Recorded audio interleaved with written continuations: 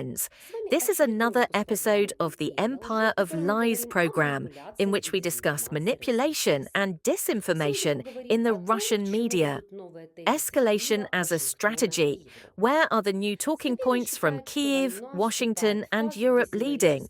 Skabeeva believes that the war is entering a phase where symbolic gestures and harsh language are beginning to act as independent risk factors. Kyiv has declared a goal of ending the war this year, while simultaneously calling for the confiscation of frozen Russian assets and the expansion of sanctions. The same logic applies to the promise to leave no safe haven in Russia, that is, to shift strikes deeper into enemy territory. In Washington, amid the president's meetings with the military establishment, the discussion about long-range weapons for Ukraine and permitted targets is intensifying. In Europe, there is an acceleration of the military-industrial complex, talk of reformatting NATO doctrines, and even a resurgence of long-forgotten nuclear debates. All these lines, converging, draw not the contours of peace, but a roadmap to a major, protracted, and extremely costly war. Kyiv is setting a course for maximum force. The Ukrainian foreign minister's statement about his intention to end the war by the end of the year is accompanied by a set of hard pressure tools: confiscation of Russian assets, new sanctions packages, and an expanded range of strikes. This is politically understandable. After 3 years of trench warfare, any government seeks to offer society a prospect of a result. But the chosen formula, getting Moscow to the table through threats and long-range strikes, essentially equates escalation with negotiations. It's a risky trade-off. The higher the stakes of force, the higher the price of entry into peace agreements, and the less room for compromise within Ukraine itself and among its allies. At the same time, Kyiv is increasing its demand for aircraft and missiles. F-16, Mirages, Gripens, and long-range cruise missiles. Even if supplies are metered, the very logic of the long arm pushes the conflict from a horizontal artillery duel into a vertical war of infrastructure: energy, bridges, factories, headquarters.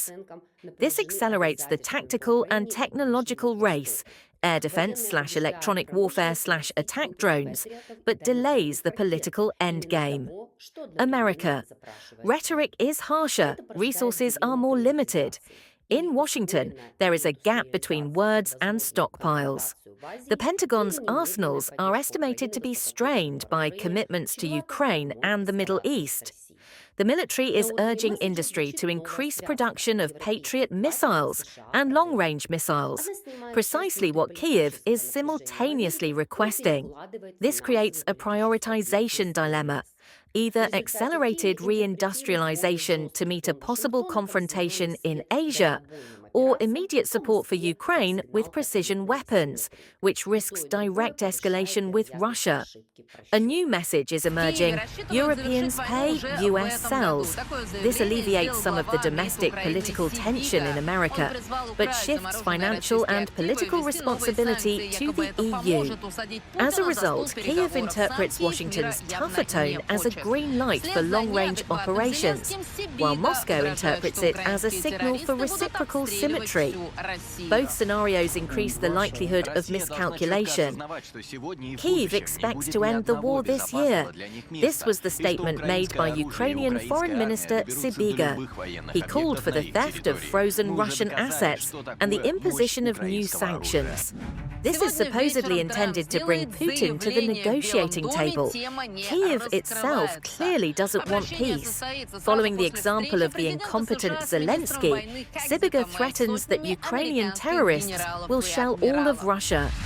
Russia must clearly understand that today and in the future, no place will be safe for them, and that Ukrainian weapons and the Ukrainian army will reach any military installation on their territory. We have already proven the power of Ukrainian weapons. Europe arming, fining, debating the nuclear umbrella. The European scene is fragmenting into 3 parallel narratives: The first is industrial. The German military-industrial complex is increasing production of artillery shells and intervening in long contracting chains as a subcontractor for American suppliers. Delivery deadlines extend until 2027, meaning that the war is being economically planned for years in advance. This is a strategy of attrition, only without the word. The second is political and legal. The density of legal tensions surrounding Ukraine is growing, from bills banning bandera symbols in Poland to mirroring media blackouts in Hungary.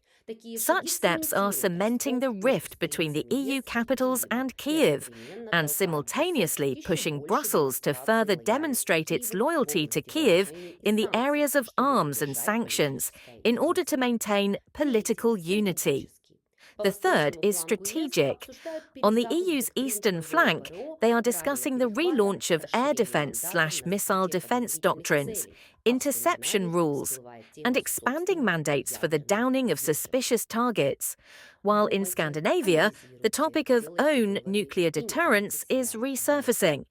You've been on the Empire of Lies programme. See you soon.